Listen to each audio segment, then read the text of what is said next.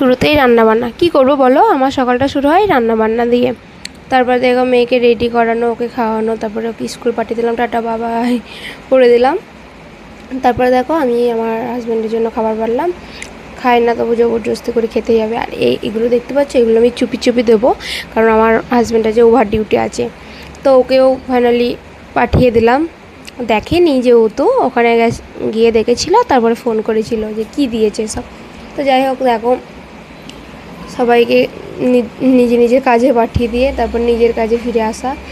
প্রথমে ঘরগুলো সুন্দর করে গুছিয়ে নিলাম, তারপর দেখো ঝাড়ু দিয়ে নিচ্ছি, এটা হচ্ছে বাইরেটাও ঝাড়ু দিয়ে নিলাম। তারপরে মেয়ের টিফিন বানাতে লেগে পড়লাম।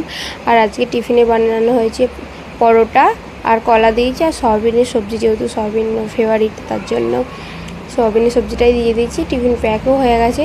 তারপর আবার আমি বাসনপত্র ধুতে লেগে গেলাম।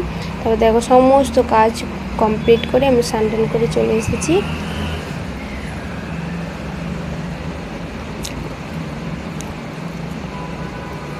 আমার স্নান হয়ে গেছে, এবার আমাকে কেমন লাগছে বলো। তারপরে দেখো আমি জল ভরতে গেছিলাম, জল ভরে নিয়ে চলে আসলাম।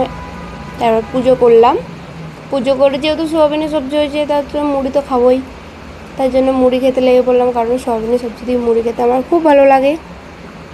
তারপরে আবার আমার মেয়েকে আনতে গেলাম স্কুল থেকে নিয়ে চলে এসেছি। বলছে মা আমি গেট খুলবো, বললাম খোলো। তারপরে ও গেটটা খুললো, আমিও আমার মেয়ের জন্য একটু শরবত বানালাম, লেবুর শরবত, তারপরে দিলাম, কারণ গরম করছিল যেহেতু, আর শরবতটা খাওয়া ভালো শরীরের পক্ষে। তারপর দেখো আমার মেয়েকে স্নান টান করে সুন্দর করে রেডি করে তারপরে আবার ভাত খেতে চলে এসেছি। আর আমার মেয়ের জন্য একটা ডিম ভাজা করেছি, আমরা দুজনে ভাত খেয়ে নিলাম, তারপরে শুয়ে পড়লাম।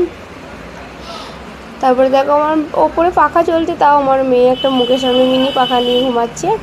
আর এদিকে শোয়ার সঙ্গে সঙ্গেই দেখছি বাইরে বৃষ্টি পড়ছে, আর আমি দেখো এই ভিডিওগুলো বানিয়েছি, কি তোমরা তো সবাই দেখেছো। তারপর দেখো অনেকটা রাত হয়ে গেছে, তাও বৃষ্টি থামেনি। আমি আমার মেয়েকে টিউশন থেকে আনতে যাব, আর দেখো নিয়ে চলে এসেছি। এবার চলে আসলাম রাতের খাবারে। ভাবছিলাম কী বানাবো। ওর বাবা ফোন করে বললো তুমি রুটি বানাও, আমি সবজি নিয়ে আসবো।